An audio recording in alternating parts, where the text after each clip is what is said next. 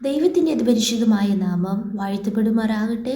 എന്നെ ശ്രവിക്കുന്ന എല്ലാ പ്രിയ ദൈവമക്കൾക്കും യേശുക്രിസ്തുവിൻ്റെ നിസ്തുല്യ നാമത്തിലുള്ള എൻ്റെ സ്നേഹവന്ദനങ്ങൾ.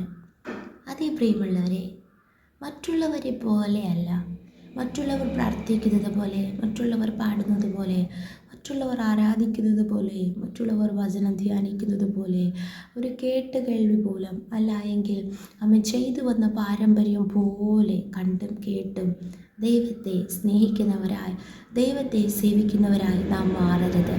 വ്യക്തിപരമായി മറ്റുള്ളവരിൽ നിന്നും വ്യത്യസ്തമായ രീതിയിൽ നാം ദൈവത്തോട് പ്രാർത്ഥിക്കുകയും ആരാധിക്കുകയും ദൈവത്തെ മഹത്വപ്പെടുത്തുകയും ദൈവവചനം ധ്യാനിക്കുകയും ചെയ്യുമെങ്കിൽ നമ്മുടെ അവസ്ഥകൾ, നമ്മുടെ സാഹചര്യങ്ങൾ എന്തുവായിരുന്നാലും ആ കർത്താവായ യേശുക്രിസ്തുവിൻ്റെ സ്നേഹം നമ്മെ വിട്ട് ഒരു നാളും മാറിപ്പോകയില്ല. ആ കർത്താവ് നമ്മെ അധികമായി സ്നേഹിക്കും. ആമേൻ. മറ്റുള്ളവരോട് യേശു കർത്താവ് നമ്മെ വെളിപ്പെടുത്തുവാനിടയായി തീരും. സ്തോത്രം, സ്തോത്രം.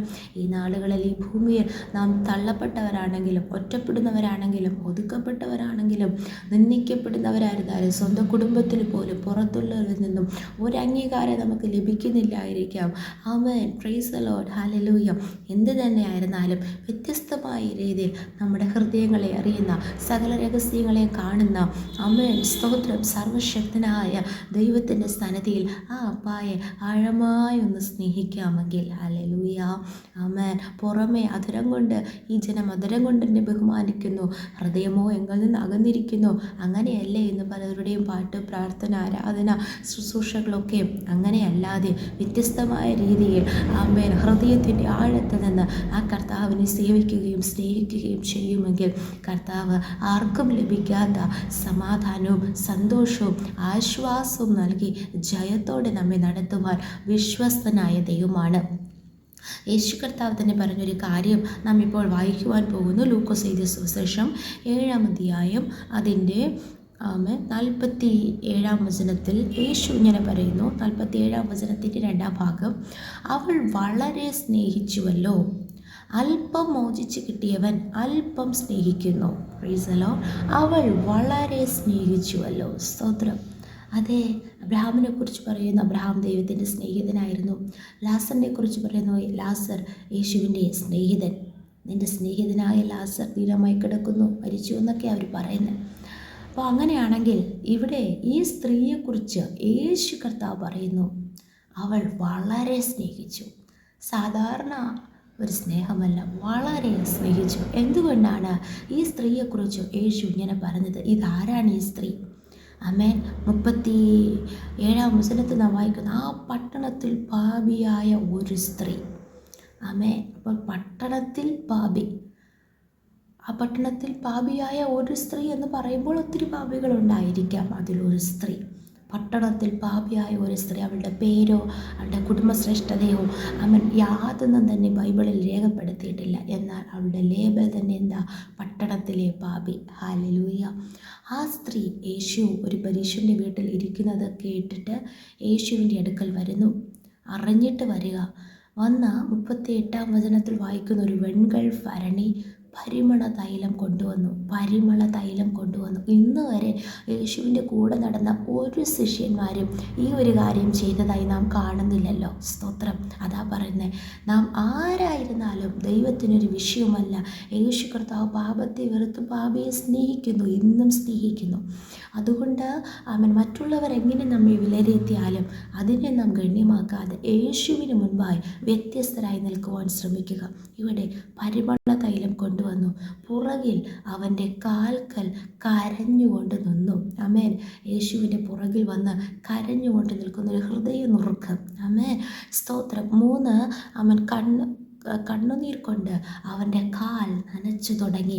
പുറകിൽ കരഞ്ഞുകൊണ്ട് വന്നു. ആ കണ്ണുനീര് കൊണ്ട് യേശുവിൻ്റെ കാലിനെ നനയ്ക്കുവാൻ തുടങ്ങി. Praise the Lord. ആമേൻ. തലമുടി കൊണ്ട് തുടച്ചു. തൻ്റെ തലമുടി കൊണ്ട് ആ കണ്ണുനീരിൻ്റെ, യേശുവിൻ്റെ പാദത്തിൽ വീണ കണ്ണുനീരിനെ അവൾ തുടയ്ക്കുന്നു. കാൽ ചുംബിച്ചു. ആമേൻ. യേശുവിൻ്റെ കാൽ ചുംബിച്ചു. തന്നോട് കൂടെ നടന്ന ആമേൻ ശിഷ്യനായ യൂദാസ് എന്ത് ചെയ്തു നമുക്കറിയാം. ആമേൻ. യേശുവിനെ ചുംബിച്ചു കാണിച്ചു കൊടുത്തു. ഇവിടെ ആ ചുംബനമല്ല, കാൽ ചുംബിച്ചു. ഹല്ലേലൂയ, ആമേൻ, സ്തോത്രം. അവസാനം ഈ തൈലം പൂശുക, കൊണ്ടുവന്ന പരിമള തൈലം. അവൾക്ക് ഡയറക്റ്റ് കൊണ്ടുവന്ന് പൂശണമെങ്കിൽ കൊണ്ടുവന്ന യേശുവെ ഞാൻ അങ്ങേക്ക് വേണ്ടി ഈ തൈലം വാങ്ങി എന്ന് പറഞ്ഞ് മറ്റുള്ളവർ കാണിക്കാൻ വേണ്ടി യേശുവിന് വേണ്ടി ഞാൻ തൈലം പൂശി, കണ്ടോ, ആമേൻ, അപ്പോൾ യേശുവിനെ ബഹുമാനിച്ചു എന്ന് പറയാമായിരുന്നു, ഒന്ന് നമ്മുടെ നാട്ടു നടപ്പ് പോലെ. പക്ഷെ അങ്ങനെയല്ല. യഥാർത്ഥമായൊരു മാനസാന്തരം, യഥാർത്ഥമായൊരു ഹൃദയനുറുക്കം, യഥാർത്ഥമായൊരു സ്നേഹം അവളുടെ ഉള്ളിൽ നിന്ന് പുറപ്പെട്ടത് കൊണ്ട് മാത്രമാണ് അവൾ കൊണ്ടുവന്നു. പുറകിൽ നിന്ന് കരയുന്നു, കണ്ണുനീർ കൊണ്ട് കാല് നനച്ചു, തലമുടി കൊണ്ട് തുടച്ചു, കാൽ ചുംബിച്ചു, തൈലം പൂശി. Praise the Lord. ഇത് കണ്ടപ്പോൾ തന്നെ അവിടെ ആയിരുന്ന പരീക്ഷന്മാർക്കും ശിഷ്യന്മാർക്ക് പോലും മനസ്സിൽ, ഹൃദയത്തിൽ പല ചിന്തകൾ അവൻ കടന്നു വരികയാണ്. എന്നാൽ യേശു അതറിഞ്ഞിട്ട് തൻ്റെ ശിഷ്യനോട് ചോദിക്കുക. 44-ാം വചനം, സ്ത്രീയുടെ നേരെ തിരിഞ്ഞ് ശീമോനോട് പറഞ്ഞത്, ഈ സ്ത്രീയെ കാണുന്നുവോ?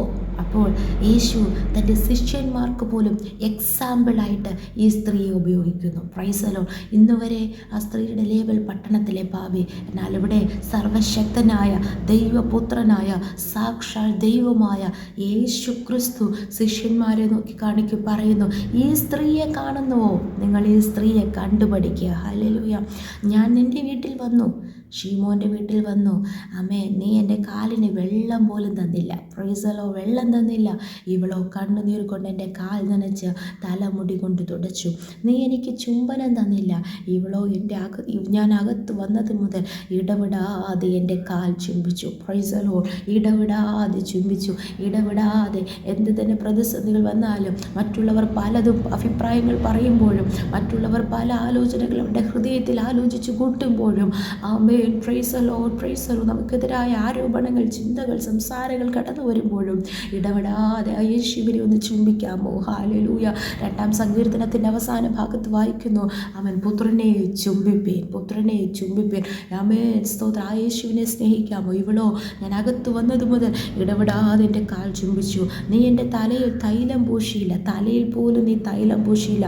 ഇവളോ പരിമള തൈലം കൊണ്ട് എൻ്റെ കാൽ പൂശി. Praise the Lord. ആകയാലുള്ള അനേകമായ പാപങ്ങൾ മോചിച്ചിരിക്കുന്നു. അതേ, നമ്മുടെ ജീവിതത്തിൽ അനേകമെന്ന് തോന്നുന്ന ചിലപ്പോൾ പാപങ്ങളായിരിക്കാം, ഭാരങ്ങളായിരിക്കാം, പൈശാചിക പ്രതികൂലങ്ങളായിരിക്കാം, ശാപങ്ങളായിരിക്കാം. Praise the Lord.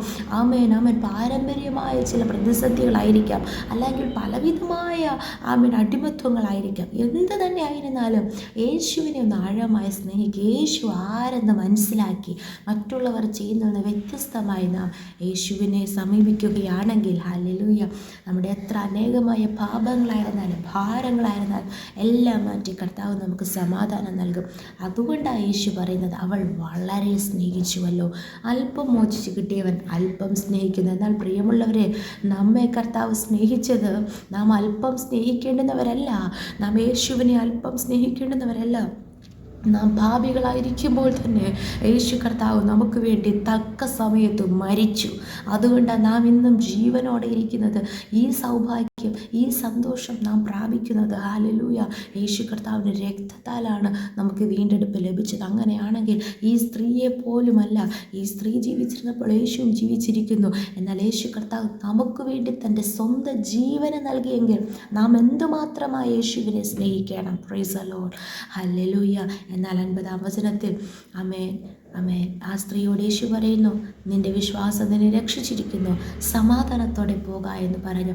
അന്നു മുതൽ ആ സ്ത്രീയുടെ ലേബൽ മാറിയിരിക്കും, അല്ലേ?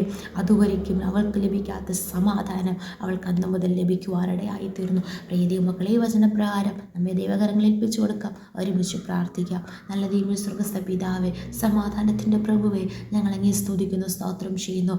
വചനം കേട്ട ഓരോ പ്രിയപ്പെട്ടവരെയും അനുഗ്രഹിക്കണമേ. അനേകമായ ഭാരങ്ങളാൽ, കർത്താവേ, പാപങ്ങളാൽ വലയുന്ന ഓരോ വ്യക്തികളെ ഞങ്ങളുടെ കരങ്ങളിൽ ഏൽപ്പിക്കുന്നു കർത്താവേ. ഞങ്ങളെല്ലാവരും വ്യത്യസ്തമായ രീതിയിൽ കർത്താവെ അങ്ങേ അധികമായി സ്നേഹിക്കുവാൻ കർത്താവെ ഞങ്ങളുടെ കരങ്ങൾ ഞങ്ങളെ ഏൽപ്പിക്കുന്നു കർത്താവെ.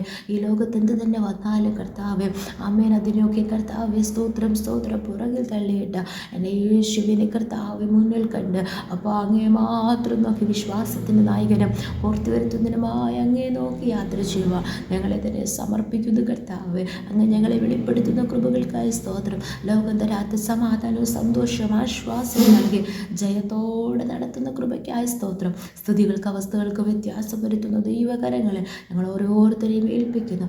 അനുഗ്രഹിക്കണം. പ്രാർത്ഥന കേട്ടതിനാൽ സ്തോത്രം. യേശുവിൻ്റെ അധികാരമുള്ള നാമത്തിൽ തന്നെ. ആമേൻ, ആമേൻ, ആമേൻ. May God bless you all.